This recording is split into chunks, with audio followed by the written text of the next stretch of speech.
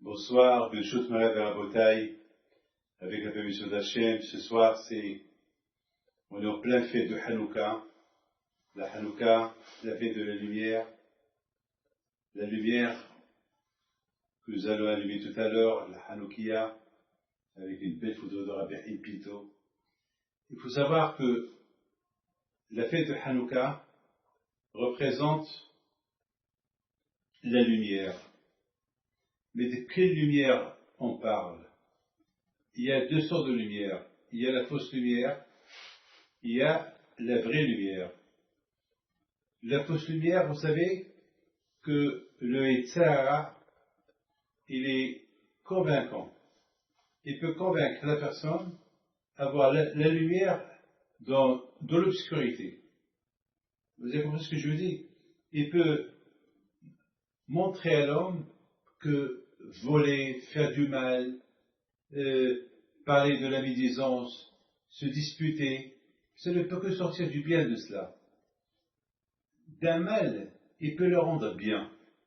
Ça veut dire de l'obscurité, il peut l'allumer et la personne ne voit que la lumière dans les mauvaises choses. Eh bien, mes amis, c'est ça ce qu'on appelle la fausse lumière.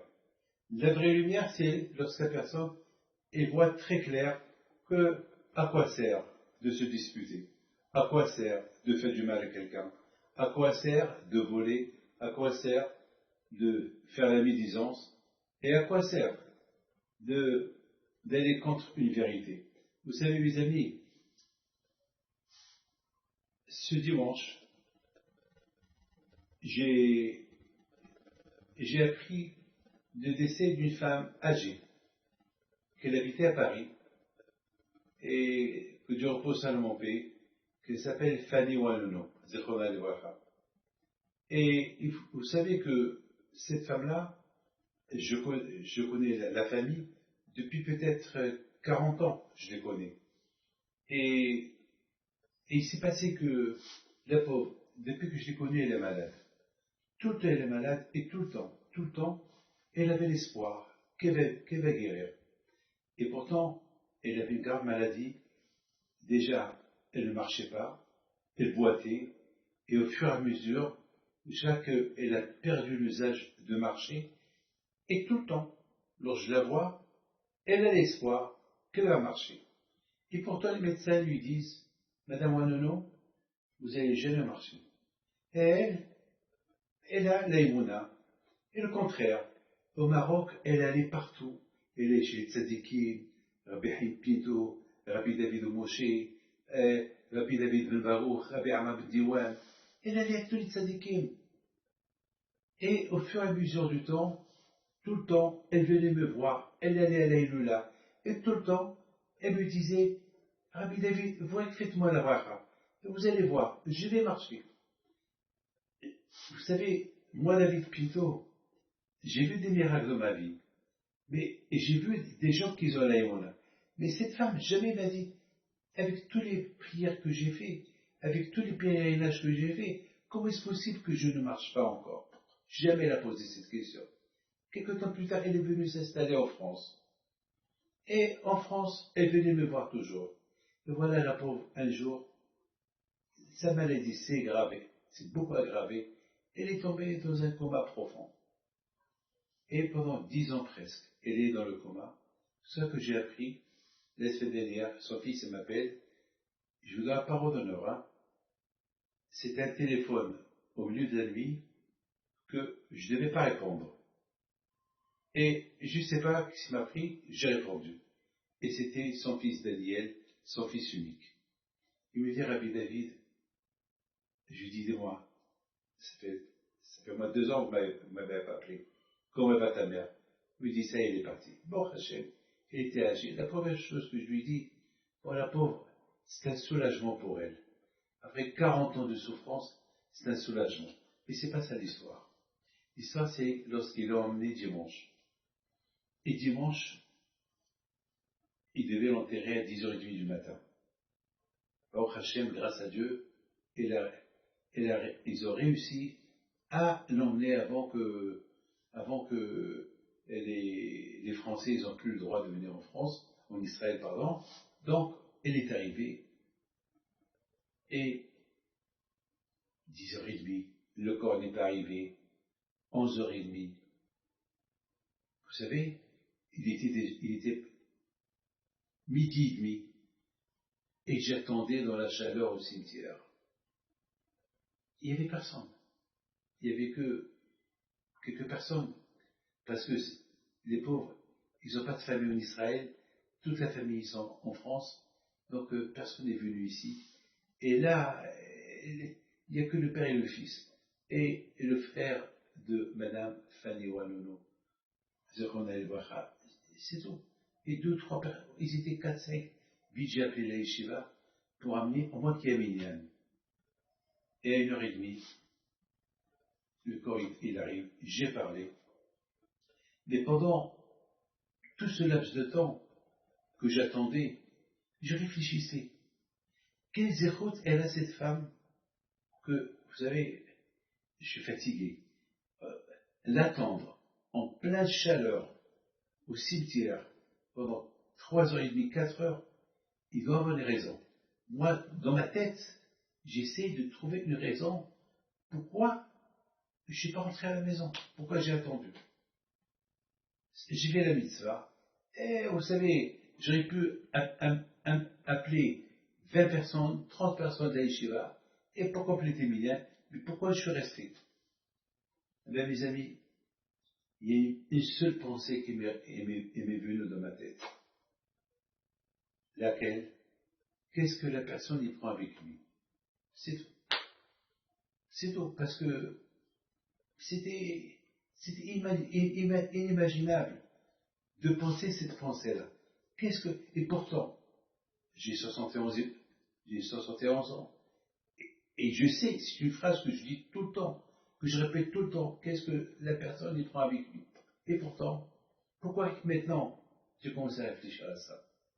Eh bien, vous savez, mes amis, ça m'a rappelé une histoire.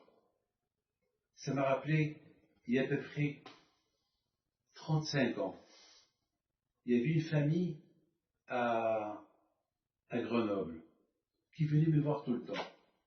Au départ, je croyais que c'était une famille juive. Et finalement, à un moment donné, et cette famille qui s'appelait, sont d'origine d'Arménie, la famille Agopian, et à un moment donné, et j'ai commencé à voir qu'ils ne sont pas juifs. J'aurais dit, je ne comprends pas. Il y a des années que vous venez me voir, j'ai toujours cru que vous étiez juifs. Non, on n'est pas juifs. Mais on respecte Shabbat, on respecte la cache-route, on respecte ceci, on respecte cela. Alors je leur ai dit, mais je ne comprends pas. Alors, je n'ai pas le droit de vous dire, mais qu'est-ce qui se passe? Si vous aimez la religion juive, alors pourquoi vous n'êtes pas juif? Ben, on ne sait pas si on peut nous accepter. Alors je lui ai dit, mais c'est dommage, ça fait 2, 3 ans que je vous connais, donc tout le temps dans ma tête je croyais que vous étiez une famille juive. Dans ma tête je croyais que vous étiez une famille juive. C'est tout. Alors mes amis, il s'est passé que je n'ai pas le droit de leur dire, est-ce que vous voulez se convertir? Ça, c'est à eux de me demander. C'est à eux d'aller chez le rabbin. Nous, dans la religion dans la religion juive, on n'a pas le droit de dire à quelqu'un de se convertir. C'est à la personne contraire. Quand vous savez au consistoire, il refuse. Celui qui veut se convertir, il refuse. Alors, j'aurais dit, vous savez quoi? Un jour, je me suis réveillé, j'aurais dit, écoutez, si vous voulez vous convertir, je vais vous aider. J'ai appelé le Maroc. J'ai appelé à la Shalom, la pays Shalom SS, et j'ai parlé avec lui. Je lui ai dit, écoutez, c'est 2 personnes qui ne sont pas juives, mais tout le temps je croyais que c'était des juifs. Ouais, mais toi j'ai appris, ils savent tout. Ils savent prier, ils respectent Shabbat, ils font ceci, ils font tout, mais ils ne sont pas juifs. Bon, et il a dit, on peut les aider. Je ne peux pas me rappeler si c'était Rabbi Shalom 16 ou Rabbi Yahya Ben Arosh. Je ne peux pas je ne peux pas me rappeler. Et à qui j'ai appelé? J'ai appelé Madame Fanny Wanono. J'ai dit, Madame Fanny Wanono, vous allez m'aider. Voilà, je vais vous envoyer un couple. Et ils ont rendez-vous avec les Dayanim au Maroc. Et vous allez voir, essayez de s'occuper d'eux, ou les berger chez vous, vous leur donnez ce qu'ils ont besoin. Et Madame Fanny Wanono était tellement heureuse et contente, elle dit, Rabbi David, quel mitzvah, même que je ne marche pas, moi et ma mari Raphaël, on va tout faire pour eux, qui restent avec nous 1 an, 2 ans, 3 ans. Vous savez, les Marocains, ils sont accueillants, ils font bon, voilà. Ils arrivent chez eux, bon, Hachem, les rabbins au Maroc de l'époque, il y a 35 ans, ils ont vu que ce couple-là, ils connaissaient tout. Ils connaissaient tout. Donc, bien sûr, les deux, ils ne sont pas juifs. Donc, il y a, après, je pense, un mois et demi, je ne sais pas quoi, ils étaient aussi âgés. Donc, ils leur ont donné, ils ont converti. Et là, ils sont retournés en France. Et malheureusement, dès qu'ils arrivent en France, Madame Agopian, elle a attrapé la grave maladie. Voilà. La grave maladie, mais la maladie vraiment agressive. Et à l'époque, il n'y avait pas la chimio, il n'y avait pas la technique qu'il y a aujourd'hui. Donc, mes amis, elle n'avait pas le choix, la pauvre. C'est d'accepter le joug de Dieu. Et voilà, elle m'appelle et me dit, Rabbi David, j'ai envie d'aller péréner Rabbi Pinto pour la dernière fois de ma vie. Je sais que mes jours, ils sont comptés. J'appelle encore Madame Wanono. Madame Wanono, Madame Akopian, que vous avez aidé, que vous avez hébergé chez vous, jusqu'à sa conversion. Voilà, elle est gravement malade. Et elle a envie d'aller pèleriner à Pinto. Et me dit, à la grâce au Lénine, je suis prête, tu viens chez nous, reste chez nous. Mais j'ai dit, madame, elle ne peut pas rester chez vous, parce que sa vie, elle est vraiment en danger, elle veut uniquement pèleriner, et donc, ils sont partis pèleriner. Les amis, qu'est-ce qui s'est passé? Eh bien, il s'est passé que, en arrivant à Essaouira, il y avait monsieur et madame Agopian, monsieur et madame Wanono, il y avait aussi 2-3 femmes avec eux. Vous connaissez le cimetière d'Essaouira, il y a beaucoup de tombes. Il faut faire attention lorsqu'on marche entre les tombes. Et voilà, il s'est passé que la pauvre Madame Akopian, elle tombe, et elle s'est blessée, il y avait du sang de partout. Et la pauvre, elle était allongée par terre avec du sang qui coulait. Et à l'époque, il n'y avait pas de téléphone, il n'y avait pas de portable, il n'y avait même pas un hôpital correct, ça y s'ouira. Il n'y avait rien du tout. Et la pauvre, elle regardait la tombe de Rabbi Impito. Rabbi Impito, je suis venu pour te pèleriner. Je ne veux pas qu'on me prodigie ici à l'hôpital avant que de t'avoir embrassé, avant d'embrasser la tombe. Et Madame Wanono, la pauvre était affolée de voir tout ce sang par terre. Et il y avait une blessure, il y avait une ouverture, il y avait une plaie énorme dans les pieds de Madame Agopian. Et voilà, Madame Wanono, quelle émouna elle avait. Elle voyait la tombe de Rabbi Impito. Elle parlait, Rabbi, je suis fautive, j'aurais dû faire attention. Mais elle a pas aussi, elle ne s'est pas marché. Et aussi, elle avait des problèmes en main. Donc les deux, elle marchait mal. Et la pauvre l'autre était malade, donc elle aussi, elle ne marchait pas très très bien. Donc les deux, ils sont tombés. Et celle-là, elle est blessée. Et les deux, ils priaient par le Zirkono Rabbi Impito. Et voilà, mes amis, le miracle, il arrive. La blessure, la plaie, elle se ferme elle-même. Tel secours, elle se ferme. Il n'y avait que du sang par terre, et il n'y avait pas de plaie. Je sais, vous êtes en train d'écouter cette histoire, vous allez dire, mais c'est quelle histoire que Rabbi David nous raconte? Eh bien, mes amis, c'est ça l'histoire. C'est ça l'histoire. Et Baruch Hashem, entre-temps, bien sûr, 1 heure plus tard, l'ambulance, elle est venue, ils n'ont rien compris, ils voyaient du sang par terre, ils ne voyaient même pas d'où le sang est sorti. C'est ça qu'ils ont pris la famille pour défaut. Donc, à Panim, la famille Wanono et Agopio, ils ont payé l'ambulance et voilà le miracle. Mes amis, c'est là que j'ai compris pourquoi je suis resté une demi-journée au cimetière attendre l'enterrement de Madame Wanono. J'ai aussi rappelé, il a fallu que je me rappelle l'émouna qu'elle avait. Cette émouna qu'elle avait, même qu'elle était malade, jamais elle a dit pourquoi je suis malade. Jamais elle a cru qu'un jour, elle va rester comme ça malade. Tout le temps, elle croyait qu'elle va.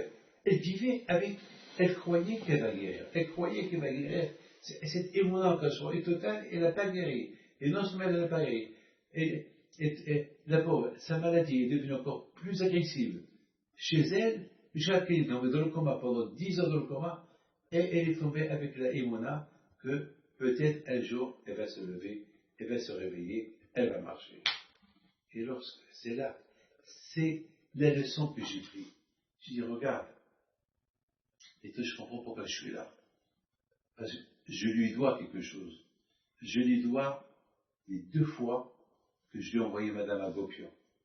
La première fois pour sa conversion, la deuxième fois pour la faire pèleriner Essaouira.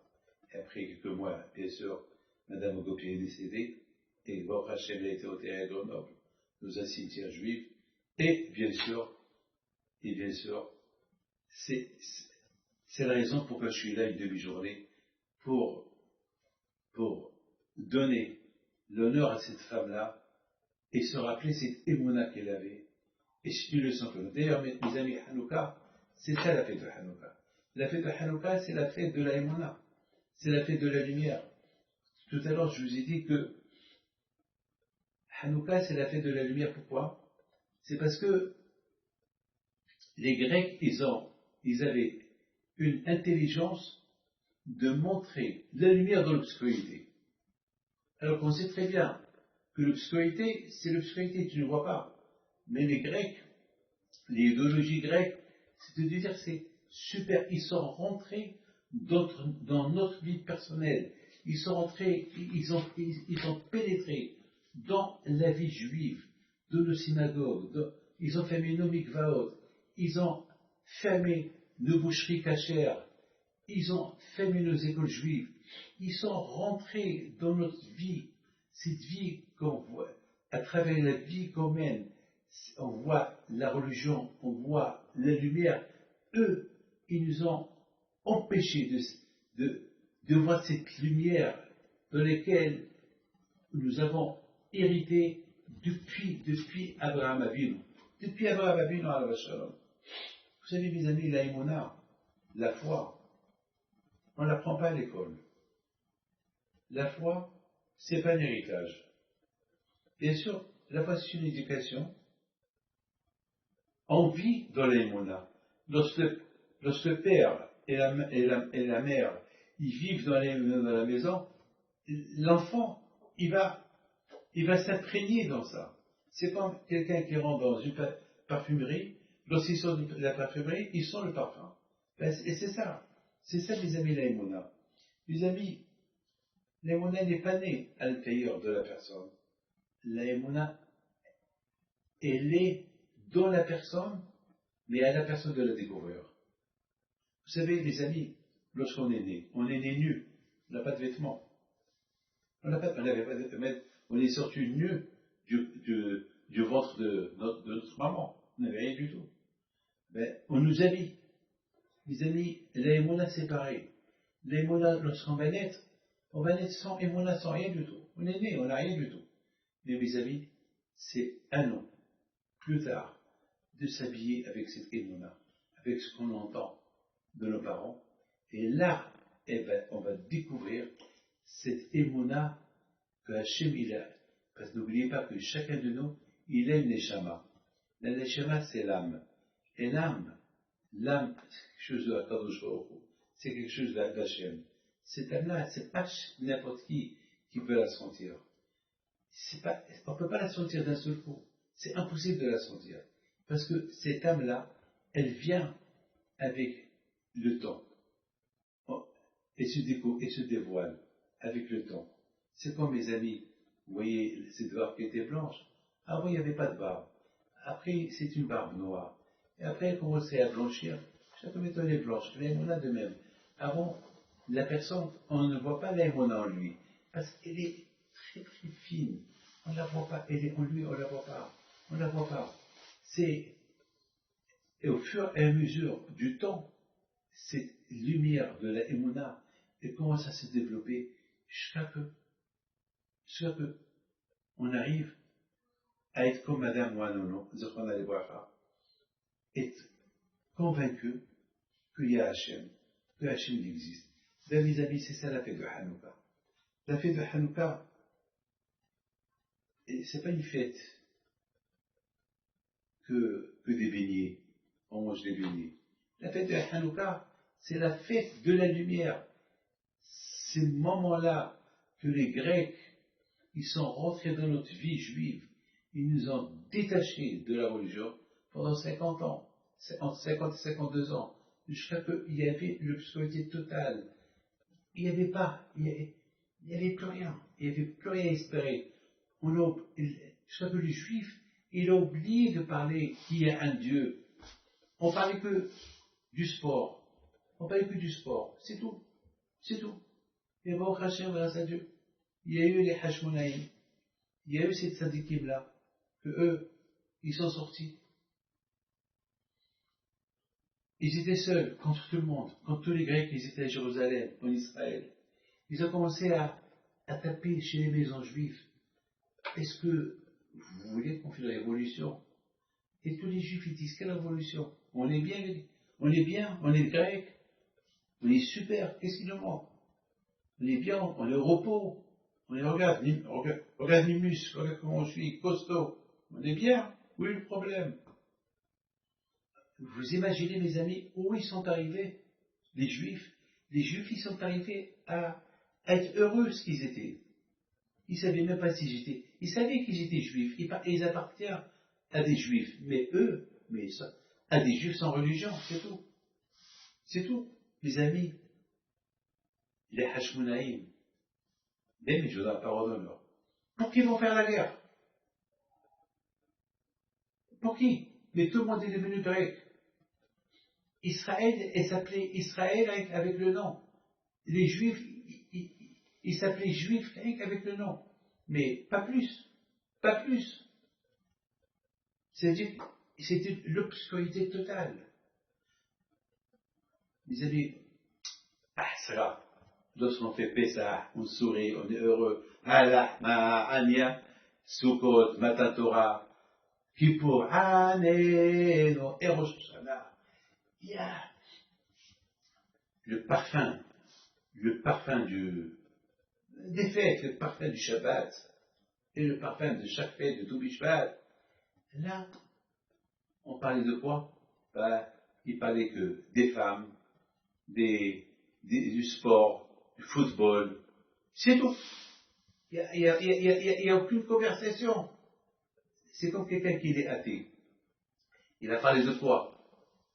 Eh bien, il va parler de quoi? Il va parler des femmes. Il va parler des bêtises, c'est tout.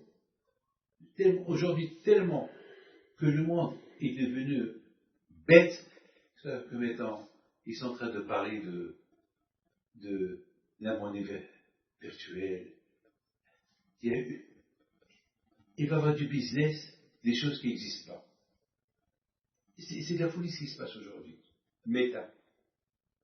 Voilà, aujourd'hui, ça y est, la vie, le réel est devenu faux. Mais que c'est le faux qui a du succès. J'ai même peur de vous dire que si ça continue comme ça, l'immobilier ne va plus exister. Ça veut dire que les maisons, personne ne va les acheter. Les gens vont acheter des terrains virtuels. C'est tout. Aujourd'hui, il y a quelqu'un qui a acheté un petit bout de terrain virtuel à 3 millions de dollars. Bon. Maintenant, ce qui n'est pas vrai devient vrai. Voilà. On ne sait pas où on va aller. Bon, peut-être, pour passer le temps, peut-être plus ou moins, le peuple juif, on a des fêtes. Le Shabbat, on parle de Shabbat. Et un cours de Torah. On parle de Pessah. On remplit l'année avec des discussions toraniques. On remplit notre vie avec le mikvé. Les femmes, ils parlent du mikvé, la pureté familiale, la cache-route, l'éducation juive, l'école juive, on parle un peu, au moins. Mais celui qui ne croit pas en Dieu, et qui n'a pas de religion, qui n'a rien du tout, de quoi il va parler? Eh bien, il va parler que des bêtises. Je crois qu'il va commencer à inventer que des bêtises. Tellement que les scientifiques, ils n'avaient rien à faire, je crois qu'ils ont inventé la bombe atomique. C'est ça, malheureusement c'est ça. Il a fallu. Alors vous savez que les Hashmonaïm, ils ne savaient pas avec qui, ils ne savaient pas pour qui faire la guerre. C'est tout le monde. Moi je pense que les Hashmonaïm, ils devaient quitter Israël et partir. Ah, contre qui ils vont faire la guerre? Le Beth Amikdash, il est fermé. Ils vont faire la guerre pour qui? Pour qui? Admettons qu'ils vont gagner la guerre, mais ils vont faire quoi? Les Hashmonaïm, ils ont compris que les Grecs, ils ont inculqué la fausse lumière dans le cœur juif. Et cette fausse lumière-là, la manière de se débarrasser de cette fausse lumière, qui s'appelle l'obscurité, elle est sous forme de lumière si on dégage les Grecs d'Israël. Ils savaient qu'il n'y a que ça, que tout va retourner en ordre, que le juif va retourner à son judaïsme, et tout va devenir normal.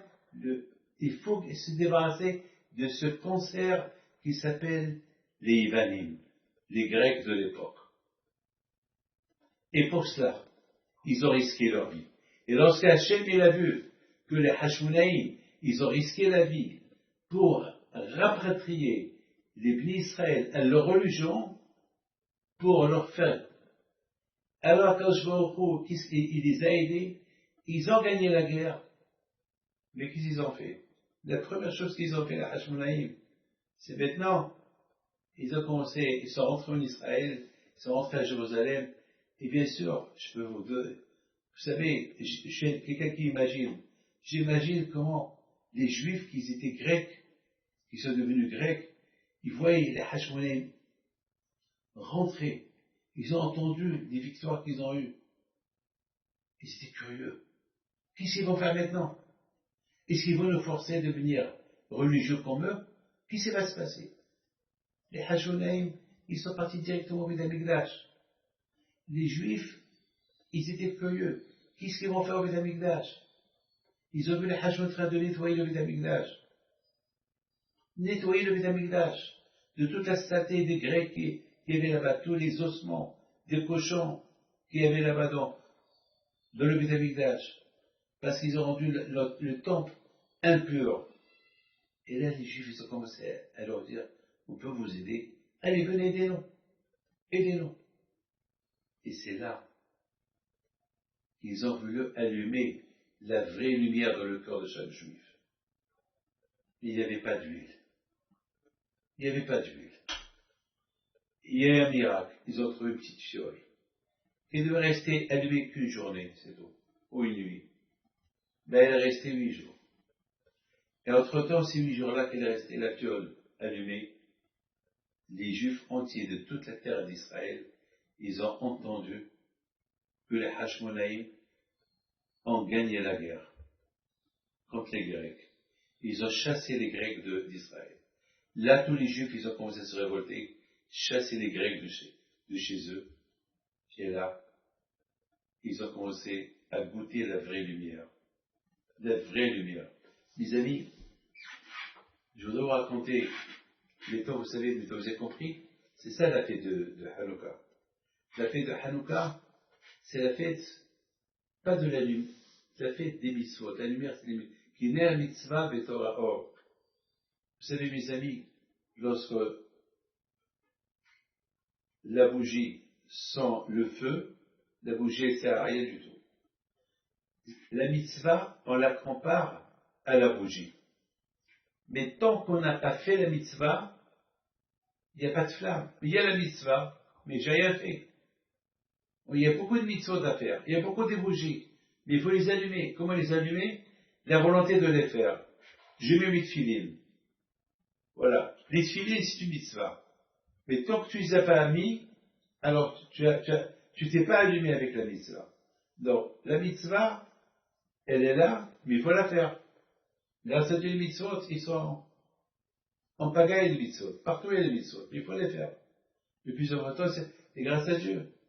C'est comme des milliards de diamants qui sont jetés par terre. Il faut qu'ils les ramassent. Il faut qu'ils les fassent. Il y avait une fois un grand sadique, Rabbi Tzemach Tzafati de Tunisie, à Shalom. Une fois, il était en train d'étudier la Torah. Et pendant qu'il était en train d'étudier, il s'est passé que c'était au plein hiver, la lumière, la porte s'est ouverte et un courant d'air est rentré, il a éteint la bougie. Rabbi Tzemach Tzafati à Shalom, il avait de la peine, il n'avait pas de feu. Et comment il va étudier? Donc il s'est rappelé qu'il y a un four. Et dans ce four là-bas, il y a un four juif, mais il y a là-bas toujours un Tunisien qui est là-bas, Mahmoud, que toujours c'est lui qui prépare la pâte, et comme ça le matin, le propriétaire il vient, et ils font le pain. Il a dit, Mahmoud, il reste là-bas toute la nuit, je vais aller chez lui. Il est parti chez lui, il tape à la porte. Mahmoud, il dit, Rab Tzemach. Elle lui dit, Wadi, s'il vous plaît, si ça ne vous dérange pas, si je peux allumer la bougie. Et tu sais, elle risque de s'éteindre c'est pas grave. Il allume.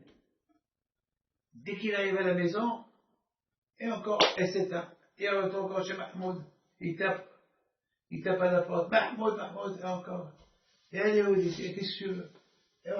Britna, j'ai sommeil, je veux dormir, qu'est-ce que tu veux?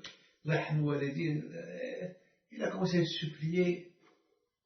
Il a lui dit, il a dit, Inch'Allah, elle ne va pas s'éteindre. Encore il retourne. Et dès qu'il arrive vers chez lui, encore, elle a mis la bougie et s'éteint. Et Rabbi Tzemach, encore il retourne. Rabbi Tzemach, ça fait il retourne encore.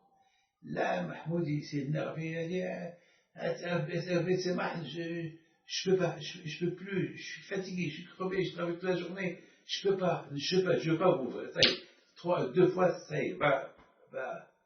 Alors, Tzemach, il a dit, Mahmoud, je vais te bénir, Inch'Allah, que tu deviendras très, très riche.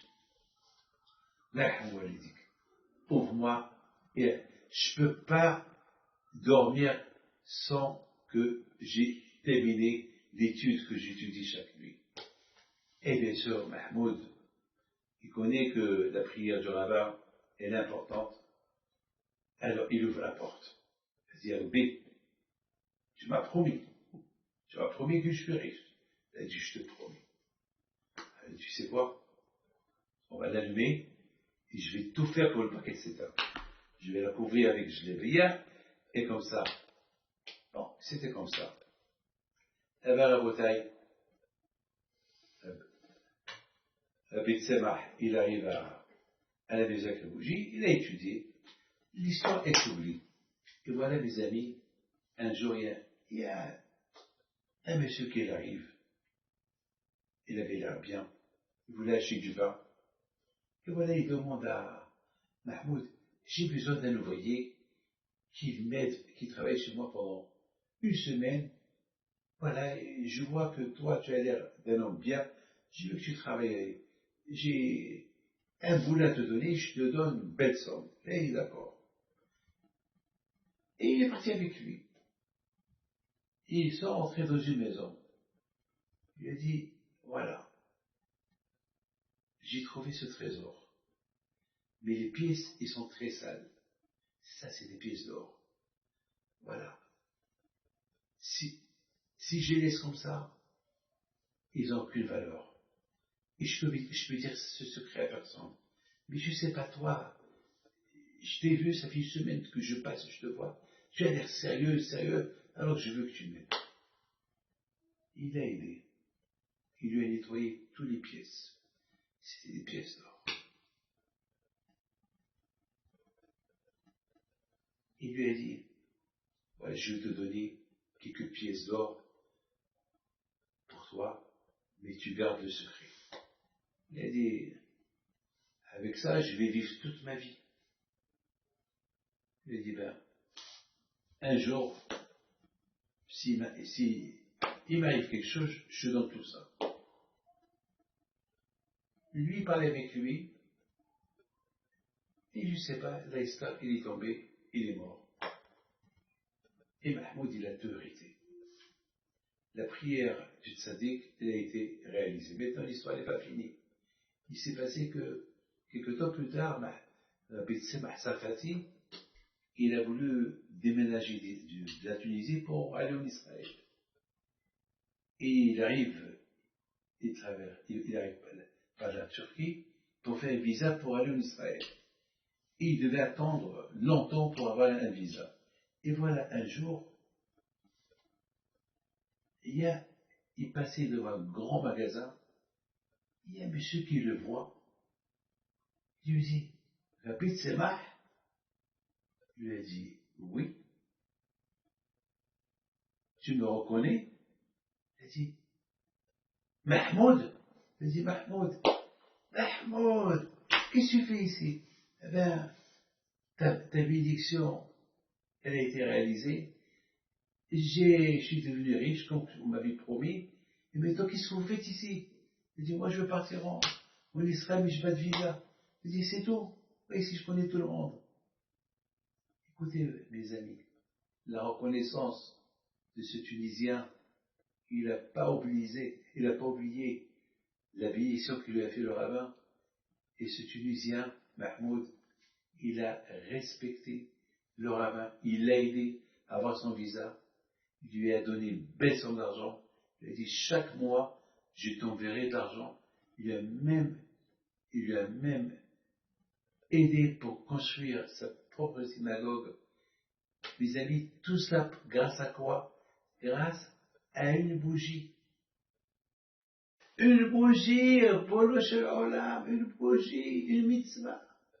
Une bougie que Mahmoud il a allumée pour Rabbi Tzemach. Il a une richesse colossale. Aïe, aïe, aïe, aïe, aïe. Mais Rabbi Tzemach, l'amour qu'il avait pour la Torah, qui naît la mitzvah de Torah. Or, lorsqu'on fait la mitzvah, on goûte la lumière de la mitzvah, le kiff de la mitzvah, la beauté de la mitzvah. Oui, mes amis. Chaque mitzvah, elle a une neshama. Chaque mitzvah, elle a une âme, une lumière, des lumières. Et c'est ce que nous allons allumer maintenant. Mais avant qu'on allume la Hanoukia, maintenant, je voudrais vous montrer un petit film. Lorsque j'étais à Rome, je devais partir en Argentine, j'ai raté le vol, et mes amis, en ratant ce vol-là, j'ai atterri je devais faire Tel Aviv, Rome, Buenos Aires, donc j'ai raté le vol à Rome, mais à Kadosh Baruch Hu, il a fait que j'ai eu l'idée. Je vais aller voir cette fameuse arc de Titus qui se trouve au Colisée, cette arc de Titus que Titus s'est vanté qu'il a gagné les Juifs en prenant la Ménorah. Et oui, Rabotai, c'était le jour le plus important de ma vie lorsque j'étais à cette place-là, cette place où bien sûr Titus, il a crucifié quelques milliers de Juifs qu'ils ont amenés sur leur dos la Ménorah. Cette Ménorah qui se trouvait à Yerushalayim, au Beth Amikdash. Parce que, il s'est dit, les Grecs, ils n'ont pas réussi. Ces Grecs, ils n'ont pas réussi à éliminer les Juifs et leur Torah. Moi, je vais leur prendre la Ménorah. Si les Grecs, Eux, ils ont simplement éteint la menorah. Et ils ont laissé la menorah. Moi, je vais prendre la menorah de leur place, de sa place. Je vais détruire le Beth Amikdash. Et je vais prendre la menorah. Ce que vous voyez en face de vous, c'est là où les pauvres, les juifs, ils se battaient avec les lions. Et bien sûr, il n'y avait que des morts. Bien sûr, les juifs qui sont venus d'Israël, exilés d'Israël, venus comme spectateurs pour que les gens les voient. Et bon Hachem, la menorah, elle est sculptée. Donc j'ai dit la semaine dernière, c'est le plus beau marketing qui nous a fait Titus. Titus, il a cru que, en apportant la menorah à Rome, il a éliminé le peuple juif. Il a éteint la menorah. Il a cru il a fait pire que les Grecs. Et le contraire. Regardez Baruch Hashem, aujourd'hui, la Torah elle est partout. Baruch Hashem, en France, et en Amérique, en Asie, en Afrique, en Europe, partout. Partout, Baruch Hashem, la Torah elle existe. Udou Hashem Kitov, Olam Hasdo. Et c'est la raison, mes amis, pourquoi je me suis dit, avec l'aide d'Hachem,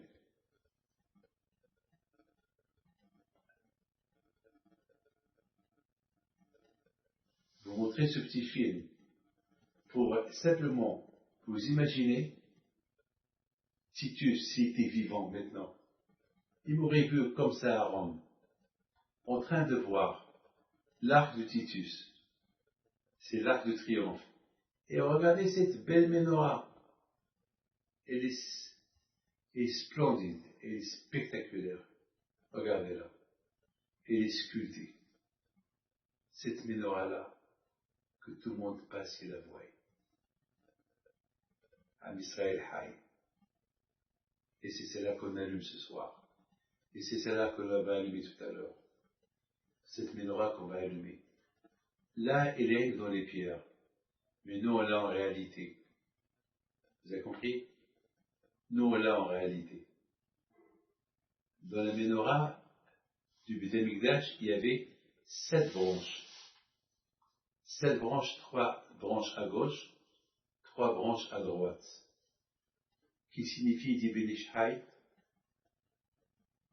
Les 3 à droite, c'est dimanche, lundi et mardi. Les 3 branches à gauche, c'est mercredi, jeudi, vendredi. Et la branche qui est au milieu, elle représente le Shabbat.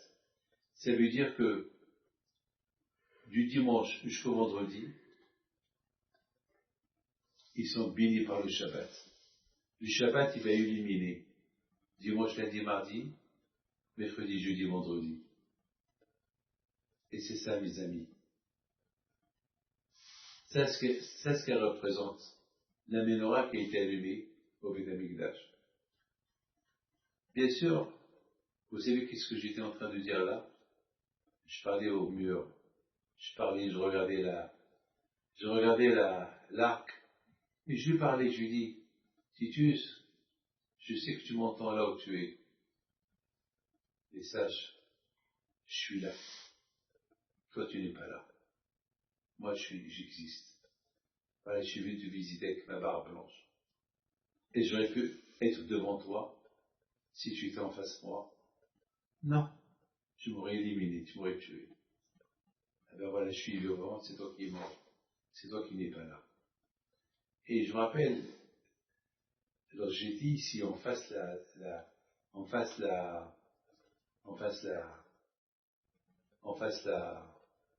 l'arc de Titus, là, il y avait une personne qui m'a parlé, il m'a dit, oui, sorry, pardon, tout ce qui s'est passé. Je dis, pardon quoi? Eh ben, tout ce qui s'est passé. Il s'est passé quoi? Eh ben, les Romains qu'ils ont détruit, ils vous ont détruit le temple, ils vous ont détruit et je suis désolé. Et c'était quoi ma réponse? Non, vous n'avez pas à être désolé. Non, on est là, à Israël Haï. On est présent, Baruch Hashem. Voilà. Vous êtes en train uniquement de voir l'arc qui est sculpté dans le mur. Mais voilà, regardez en face de vous. Moi, la menorah, je suis là. Je suis en face de vous. Mes amis, que le bon Dieu vous protège, que Hachem vous donne la santé, que vous passez une bonne fête de Hanouka. Maintenant, on va allumer la menorah, la Hanouka, et Be'ezat Hachem, voilà, elle est là, avec les doigts que je vois on verra Mashiach. C'est le seul souvenir que nous avons de Beth Amikdash. C'est la menorah. Baruch ata Adonai Eloheinu melech haolam, asher kidishanu v'mitzvotav v'tzivanu להדליק נשי חנוכה. ברוך אתה אדוני אלוהינו מלך העולם שעשה ניסים לאבותינו בימים ההם בזמן הזה. הנרות הללו אנו מדליקים על הניסים ועל הפוקן ועל הגיבורות ועל התשעות ועל הנחמות שעשית לאבותינו בימים ההם בזמן הזה על ידי כהניך הקדושים וכל שמונת ימי חנוכה. הנרות הללו קודש הם ואין לנו רשות להשתמש בהם אלא לאותם בלבד כדי להודות לשמך על ניסיך ונפלאותיך ושועדיך בזמן שחג חנוכת הבית לדוד. ארום ממך אדוני כי דליתני ולא שמחת אויבי לי. אדוני אלוהי שיבעתי לך ותפעני. אדוני העלית משאול נפשי.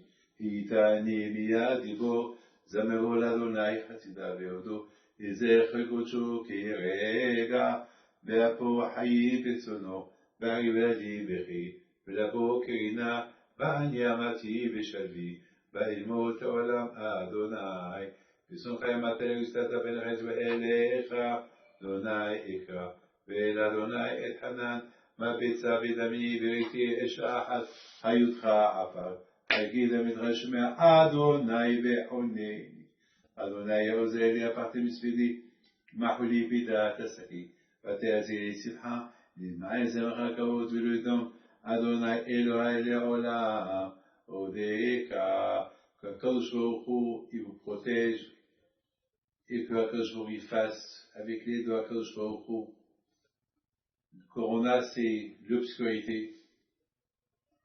Jusqu'à qu'on a cru que c'est fini. Et voilà, encore, elle se réveille encore.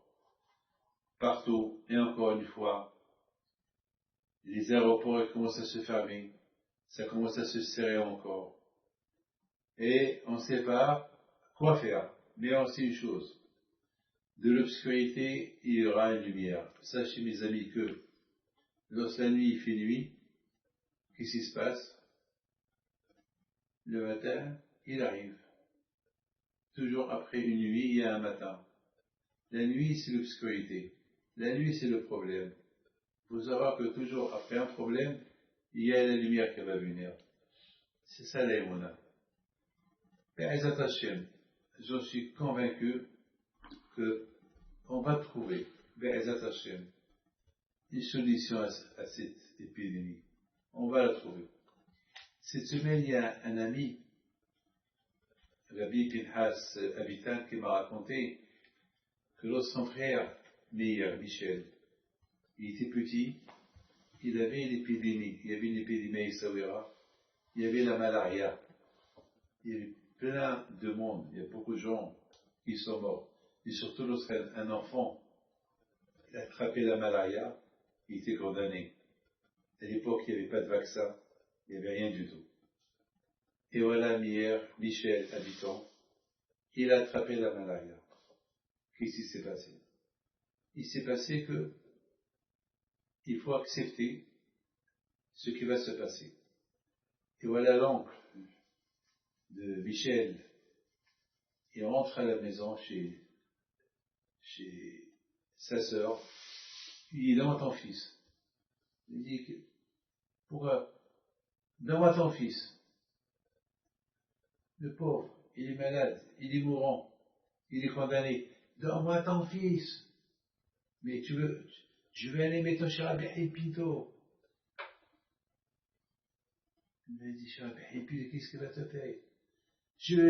On va passer la nuit sur sa tombe. Tu vas voir demain matin, je te ramène. Je te ramène vivant. Mais il faut être un saint pour parler comme ça. Mais mes amis, c'est ça l'émouna. Il a pris Michel, habitant. Ils sont partis au cimetière de Essaouira. Là où Rabbi Pinto, le grand, il est enterré. Et il est resté avec lui toute la nuit. À côté, il a mis par terre. De temps en temps, une fois il met sur la tombe, une fois par terre, une fois sur la tombe, une fois par terre. Et le matin, Michel, habitant, il commence à pleurer. Il le prend chez sa mère. Il dit à sa mère, oh allez, ma sœur, voilà, je te rends ton fils. Et là, il va avoir faim, le pauvre. D'abord, Hachem. Il a grandi. Aujourd'hui, Hachem, il habite toujours à Casablanca. Je crois qu'il est en train de m'entendre là, en train de raconter son histoire. Voilà, c'est l'émouna. L'émouna, c'est la lumière. Celui qui croit en Dieu, Hachem. Vous avez compris? C'est la lumière. Au moins, j'ai sur qui se pencher. Alors j'ai un problème, je sais qui est Hachem. Je sais. Mais celui qui ne croit pas, eh bien mes amis, beaucoup de fois je me pose la question, ceux qui ne croient pas,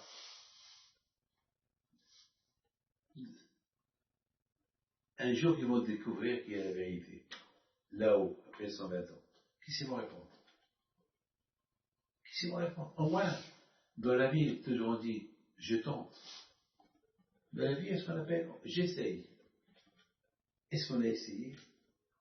Non, ils n'ont pas essayé. Non, non, je ne crois pas. Attends. Mes amis,